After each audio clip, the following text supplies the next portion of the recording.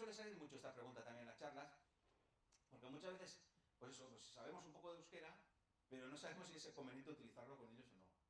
Este tipo de dudas suele salir mucho. Entonces, nuestro planteamiento suele ser, yo os animo a utilizar todo el euskera que podáis, mientras no obstaculice la comunicación. Y la otra cosa es, si yo sé muy poco euskera, pues es muy interesante, por ejemplo, utilizar frases. O sea, en el tema de los cuentos, lo que os decía antes, ¿no? Lo de leer los cuentos en euskera.